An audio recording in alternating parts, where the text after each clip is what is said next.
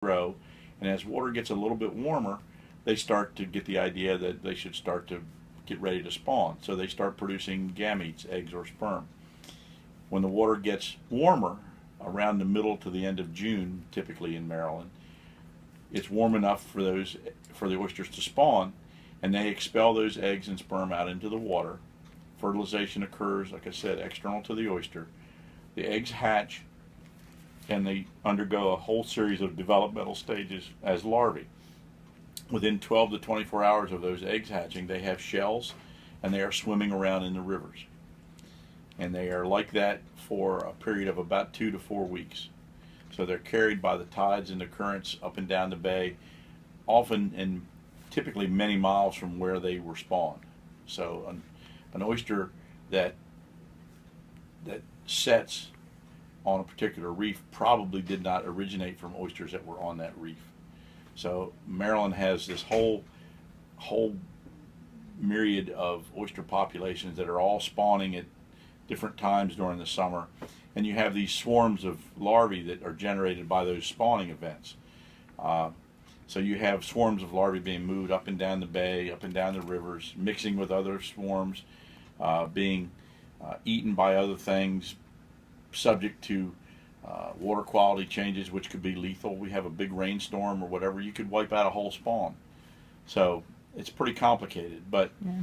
in the hatchery, since we know that water temperature kind of dictates what kind of reproductive stage they're in, and since we have the ability here to manipulate water temperature, we can trick them into thinking that it's winter when it's summer, that it's summer when it's winter, that it's spring when it's whatever, and we can kind of get them ready to spawn whenever we need them to spawn.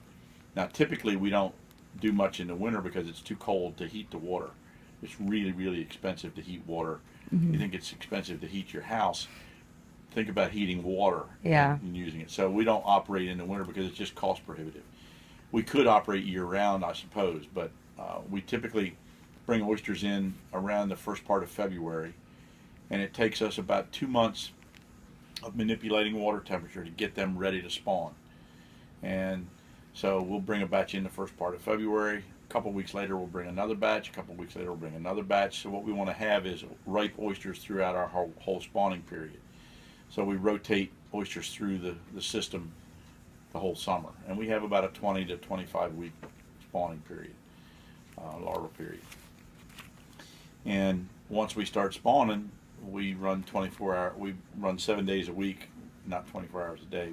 But we work all weekends and holidays during the summer. It's like having an intensive care unit in the hospital. Somebody has to be there when the oysters need us. So, and then once they get to a certain stage, essentially they've grown to the point where their shells are big and heavy, and it's really energy expensive for them to swim.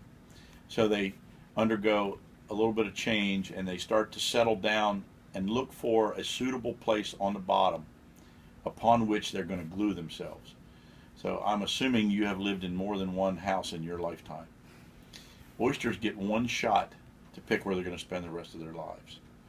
So they need to look for the right place, and if they settle down and it's sandy or muddy and no shell or something there, it's usually another oyster. They have the ability to pick back up and swim and go somewhere else. But eventually, if they keep doing that over a few days, they're going to die. So availability of good substrate is important for oysters to be able to naturally reproduce. You need three things to be there in order for natural oyster recruitment to occur. You need to have good, clean substrate. You need to have water quality that's conducive to the larvae surviving, and you need to have good, healthy, competent larvae that are in the right stage so that they will settle. If you don't have those three things, you're not going to get recruitment. You can have two of them and not have the third one, it's not going to happen. So we use that to our advantage here, in that we provide them the right water quality, we provide them the right food, we keep the predation away from them, and we look at them and we determine when they're in the right stage to settle. And when they are, we remove them from the tank and put them into a setting tank that is full of clean shell, which is the clean hard substrate that they need to set. And then over the next 2 or 3 days, they set and they turn from a swimming larval form into a sedentary spat form. and then the settlement process is actually a two-step process. The settlement behavior is when they start to settle down and crawl around and look for something to glue themselves to. Once they've done that, that's setting, but then they have to metamorphose into an oyster spat. So all the organs that they used to swim around and to feed while they were in larval form no longer work for them as a spat. So they have to, like a caterpillar changes into a butterfly, these oyster larvae have to change into a spat. It's really stressful. So if they're not really competent, not really healthy, or anything else is wrong with them, you get almost none of them to do that. And that's one of the things we've been doing here. We've been really improving the settlement rates because we're learning how to treat them better. And then the process here is that and this is a partnership program. The university, this is a university facility, but I'll take you and show you around before you leave. The Oyster Recovery Partnership, which is a not-for-profit that partners with us to do this, they and the Department of Natural Resources provides us a lot of funding and also brings in the shell material that we need for those oyster larvae to set on. So that shell material is stacked up over here. It's aged for a year so all the organic matter can rot off of it because it would ruin the setting tank. Oyster Recovery Partnership picks that shell up, cleans it, grades it, containerizes it, moves it in and out of our setting tanks.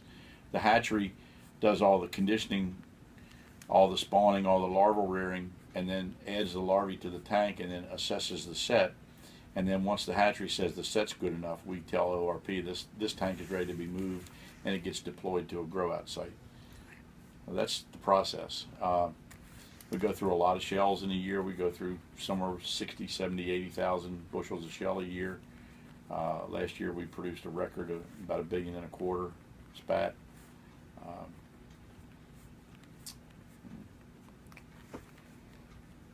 That's it in a nutshell. That's not going into much detail. Okay. That's a lot. And I know that looking at you, you think no, that's that's good though. Yeah. I have to find a way to make it concise and understandable. So that was really good. So thank you.